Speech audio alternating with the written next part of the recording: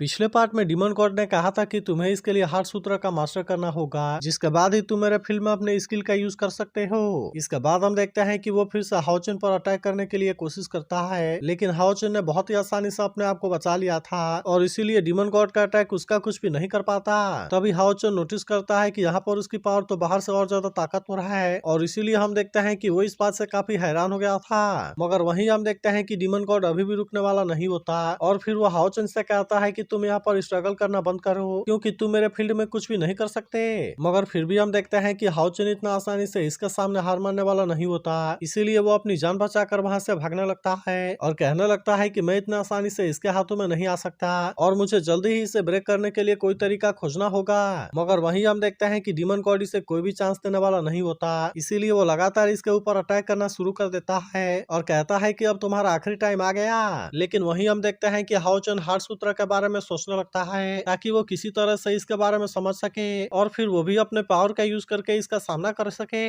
फिर वो कहने लगता है कि उसने जो फीलिंग एक्सप्रेस किया था वे तो असल में ड्यूटी पर आए हुए सीनियर से बहुत ही डिफरेंट है। अब इसीलिए हम देखते हैं कि वो इस बात से काफी हैरान हो गया था। तभी डीमन गॉड उससे कहने लगता है ऐसा लगता है कि तुम्हारे पास में कोई स्किल है जिसका वजह से तुम अभी तक यहाँ पर बचे हुए हो, लेकिन फिर भी अब तुम यहाँ पर कुछ भी नहीं कर सकते और इसीलिए तुम अपने डेथ का वेलकम करने के लिए रेडी हो जाओ। मगर इसके बाद भी हम देखते हैं कि हाओचन इतना आसानी से हार मानने वाला नहीं होता और वो सोचने लगता है कि अगर तुम इसे ब्रेक करना चाहते हो तो फिर इसके लिए तुम्हें अपने स्वॉर्ड को स्विंग करना होगा और तुम्हारे आसपास में जो भी डिस्ट्रैक्शन है तुम्हें उससे बचना होगा। तभी हम देखते हैं कि हाओचन जैसे ही अपने स्वॉर्ड के ऊपर फोकस करता है तब इसका वजह से इसका स्वॉर्ड की पावर एक्टिवेट होने लगी थी और अब इसीलिए हम देखते हैं कि वो इसका यूज करके डीमन गॉड का सामना करने के लिए रेडी हो गया था। मगर वहीं हम देखते हैं कि डीमन गॉड को इसके बारे में कोई भी चिंता नहीं होती, क्योंकि अभी भी उसे ऐसा लग रहा था कि यहाँ पर वो अपने पावर का यूज नहीं कर पाएगा और इसीलिए वो इसे कहता है कि ये तो यूजलेस है। लेकिन अब हम देखते हैं कि डीमन गॉड ने अपने पावर को एक्टिवेट कर लिया था और अब इसका यूज करके हाओचन के ऊपर अटैक कर देता है। लेकिन वहीं हम देखते हैं कि हाओचन को इस बार इसके बारे में कोई भी चिंता नहीं होती, क्योंकि वो इस बार अपने पावर को यूज करने में कामयाब हो गया था। इसीलिए हम देखते हैं कि डीमन गॉड की पावर इसके सामने कुछ भी नहीं कर पाती और वहीं डीमन गॉड भी इस बात से काफी हैरान हो गया था। मगर वहीं हम देखते हैं कि हाओचन ने भी अपने पावर का यूज करके अटैक कर दिया था, जिसका वजह से डीमन गॉड की पावर इसके सामने कुछ भी नहीं कर पाती और इसे देख डीमन गॉड भी हैरान होते हुए कहता है कि ये कैसे हो गया, क्योंकि ये तो पूरी तरह से इम्पॉसिबल है। लेकिन इसके बाद हम देखते हैं कि वो हाओचन के पावर के सामने कुछ भी नहीं कर पाता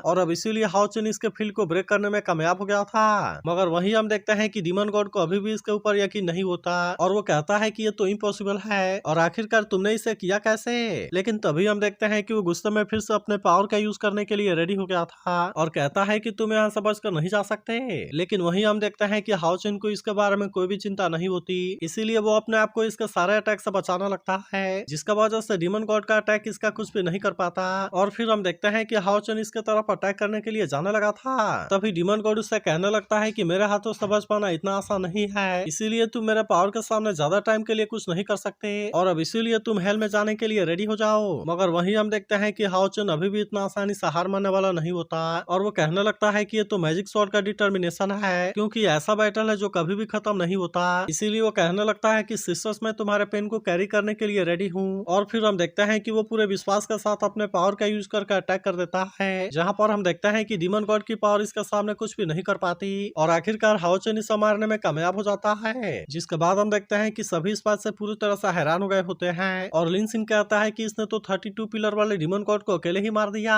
मगर वहीं हम देखते हैं कि हाओचन की हालत इसमें खराब हो गई थी, इसीलिए सार तुरंत इसके पास आती है और वहीं बाकी लोग भी पूछने लगता है कि क्या तुम सही हो। मगर वहीं हम देखते हैं कि वो इसके बारे में कुछ भी नहीं बोलता और अब इन सभी को लेकर इटर्नल टावर में आ गया था। तभी सार हाओचन से पूछती है कि तुम कैसे हो, जिस पर हाओचन उसे बताता है कि मैं ठीक हूँ और ये केवल लिन सिन के दिए हुए मेडिसिन की वजह से हो पाया। मगर तभी हम देखते हैं कि चेन को डुबानी के बारे में चिंता होने लगती है और इसीलिए वो इनसे पूछती है कि वो होश में कब आएगा। जिसके बाद हम देखते हैं कि लिन सिन उसे और मेडिसिन देने के लिए रेडी हो गया था ताकि वो जल्दी से होश में आ सके। लेकिन तभी इसी वक्त हम देखते हैं कि डुबानी भी होश में आ जाता है, जिसे देख चेन खुश होते हुए कहती है कि आखिरकार तुम भी होश में आ गए। मगर इसके बाद वो भी इनको अपने सामने देख पूरी तरह से हैरान हो गया था और फिर वो हाओचन से कहता है कि प्लीज तुम जल्दी से उन दोनों ग्रुप को बचा लो। तब इसके ऐसी बात सुनकर हाओचन को भी इसके बारे में चिंता होने लगती है और इसीलिए वो इससे पूछता है कि आखिरकार तुम्हारे साथ में हुआ क्या। तब इस पर डुबानी बताता है कि हम जैसे ही वहाँ पर गए हमने देखा कि demon empress snake demon pillar को फिर से बना रहा है, जिसके बारे में सुनकर ये सभी भी इस बात से पूरी तरह से हैरान हो जाते हैं हैं और कहता है कि क्या सच में वो स्नेक डीमन पिलर को बना रहा है। तभी सिमासियन कहता है कि हमने तो स्नेक डीमन पिलर को डिस्ट्रॉय कर दिया था, लेकिन क्या वे इसे फिर से बना सकते हैं। तब इस पर हान्यू कहता है कि हम इसके बारे में कुछ भी नहीं कर सकते, क्योंकि पूरे हिस्ट्री में डिमोनिक पिलर कभी भी डिस्ट्रॉय नहीं हुआ था और इसीलिए हम भी इसके बारे में कुछ नहीं जानते कि वे इसे फिर से बना सकते हैं या नहीं बना सकते। मगर वहीं हम देखते हैं कि हाओचन इसके बारे में और भी अच्छे से जानना चाहता था, इसीलिए वो डुवानी से पूछता है कि आखिरकार तुमने इसे देखा कहाँ। तब इस पर डुवानी बताता है कि वो एक डिमन टेरिटरी है जहाँ पर हम मिशन के जाने के चक्कर में फंस गए और फिर वहाँ पर हमने देखा कि जो डिमोनिक पिलर डिस्ट्रॉय हुआ था, डिमन गॉड फिर से इसे बनाने के लिए कोशिश कर रहे थे। इसीलिए हम देखते हैं कि वे इसे रोकने के लिए तुरंत ही चले गए, क्योंकि इनको इसके बारे में चिंता थी कि अगर डिमोनिक पिलर फिर से बन गया तो फिर शायद इसे रिवर्स करना बिल्कुल मुश्किल होगा। इसीलिए हम देखते हैं कि इन्होंने किसी तरह से उस एंशिएंट रॉक को ले लिया था जिसका यूज करके डिमन गॉड डिमोनिक पिलर को बना रहे थे। लेकिन फिर हम देखते हैं कि वे जैसे ही वहां से भागने वाले थे तभी उसी वक्त वहां पर 25 पिलर वाला डिमन गॉड आ गया, जिसका वजह से इनको समझ में आ गया था कि वे इसके टेरिटरी में फंस गए हैं और अब इसीलिए वे यहाँ पर कुछ भी नहीं कर सकते। लेकिन फिर भी हम देखते हैं कि यांग वेनजाओ इतना आसानी से हार मानने वाला नहीं होता और इसीलिए वो डुवानी को यहाँ के पोर्टल से धक्का देकर भेज देता है। लेकिन अब 25 पिलर वाले डिमन गॉड के बारे में सुनते ही वे सभी पूरी तरह से हैरान हो गए थे और फिर कहते हैं कि ये तो असल में वही डिमन गॉड है जिससे कि हम मिल चुके हैं। मगर वहीं हम देखते हैं कि हाओचन को इसके बारे में समझ आ गया था और कहने लगता है कि शायद वो इसीलिए अर्थ कोर स्टोन को हासिल करना चाहता था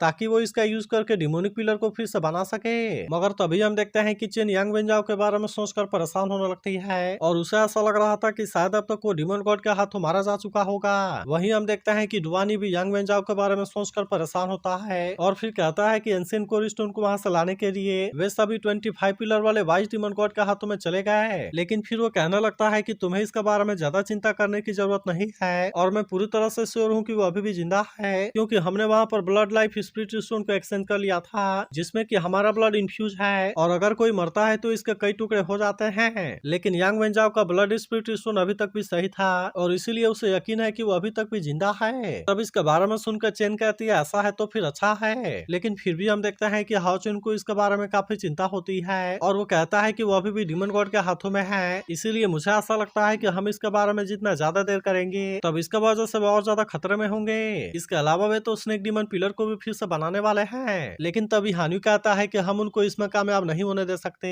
इसीलिए हमें इसके बारे में अलायंस को तुरंत रिपोर्ट करना होगा ताकि वे यहाँ पर हमारे लिए सपोर्ट भेज सके। लेकिन वहीं हम देखते हैं कि हाओचन ऐसा करने के लिए रेडी नहीं होता और कहता है कि हमें यहाँ पर हेल्प के लिए वेट नहीं कर सकते और इसीलिए हमें जितना जल्दी हो सके वाइस डिमन गॉड के टेरिटरी में जाना होगा। लेकिन इसके बारे में सुनते ही डुवानी इस बात से काफी डर जाता है और फिर कहने लगता है कि वो तो 25 पिलर वाला डिमन गॉड है, इसीलिए मुझे ऐसा लगता है कि हम उसके सामने कुछ भी नहीं कर सकते और इसीलिए हमें टाइटल लेवल वाले डिमन हंटिंग ग्रुप के आने का वेट करना चाहिए। तब इस पर सिमासियन कहता है लेकिन हम तो पहले से ही title level demon hunting group में अपग्रेड हो गए हैं, जिसके बारे में सुनते ही डुवानी इस बात से काफी हैरान हो गया था और इसे यकीन नहीं होता कि वह टाइटल लेवल वाले डिमन हंटिंग ग्रुप में अपग्रेड हो गए हैं। मगर वहीं हम देखते हैं कि हाओचन को इसके बारे में कोई चिंता नहीं होती और फिर कहता है कि हम थर्ड टाइटल लेवल वाले डिमन हंटिंग ग्रुप हैं, इसीलिए हमें स्नेक डिमन पिलर को फिर से बनने से रोकना होगा और इसके अलावा हमें अपने साथियों को भी बचाना है। मगर वहीं उधर हम देखते हैं कि वे सभी वाइस डिमन गॉड के हाथों में फंस गए थे, जहां वो कहता है कि मेरे टेरिटरी में आने की तुम्हारी हिम्मत कैसे हो गई।